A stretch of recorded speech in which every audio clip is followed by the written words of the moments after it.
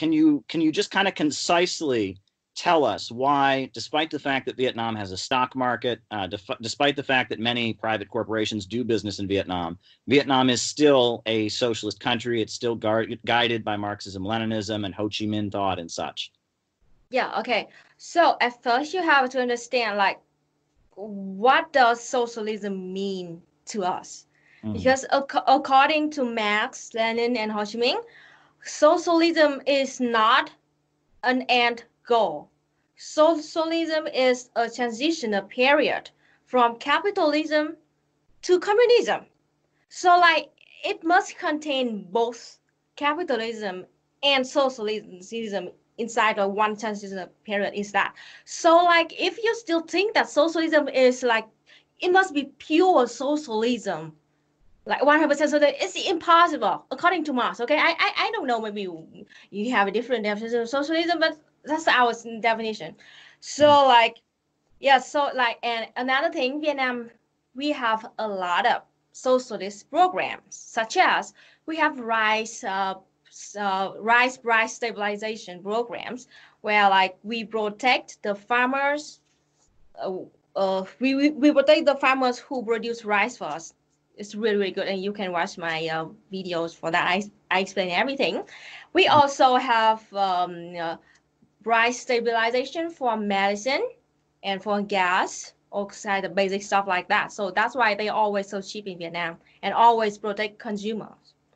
And we have anti-imperialist program, such as like I haven't made a video about this yet, but it literally means like we try to protect the domestic business compared to the international business, something like that. And then one more thing is that like Marxism, Leninism, and Ho Chi Minh taught, they always been taught since like primary school until college in Vietnam. Like literally everybody that you met in Vietnam now, they were all like officially trained Marxists and Leninists and Ho Chi Minh taught Ho Chi Minh ideology like in the school. So like we taught about that everywhere. And it's a basic, like it became like the basic subjects and essential subjects that they must pass those class if they want to graduate. Another thing is like I don't have to remember. Vietnam, we have been socialist and collectivist since before the word socialist even got invented. You know, it's like something in our spirit. Like it happened since 1,000 years ago, and like we always like care about each other, and we have the tradition of like helping each other, and then put the public benefits over the individual benefits, and it's been like always our tradition. Such as in Vietnam, we have a community gardens. It's something like you see an empty place around your house, and you grow fruits there together. Everybody share. And then like it become like so normal that like as I said in my video, it's so normal that nobody even questions about it. Like, can I do that here? Can I do this here? And even the government doesn't stop us. Like, okay, they even encourage us to do that.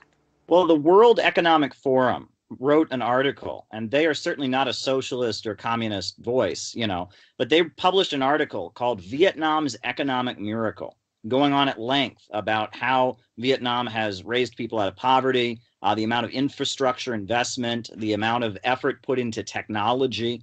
And it really shows, of course, they blame market solutions. But if you read the fine print of the article, it shows that by having state control of the means of production, that really has given Vietnam the cutting edge in moving toward becoming a middle income country. And I was kind of blown away to read that. And a lot about the socialist market economy of Vietnam shows that unlike countries that are truly capitalist, where the corporations just come in and just do whatever they want, it's pretty clear that in Vietnam, the Communist Party has the power, right? The Communist Party controls the economy. There's market sectors, but the Communist Party is in power, and the Communist Party's agenda isn't making profits for capitalists. It's helping the Vietnamese people and getting them closer to communism. And communism is based on vast material abundance. It's upon raising the level of productive forces. And I feel like that has been lost. A lot of American leftists don't get that. They think communism is everyone being poor, but it's somehow equal, right? We just share the poverty, and that's fair. And they kind of misunderstand the materialism that Marx had, that communism is the basis of raising people out of poverty, vast material abundance.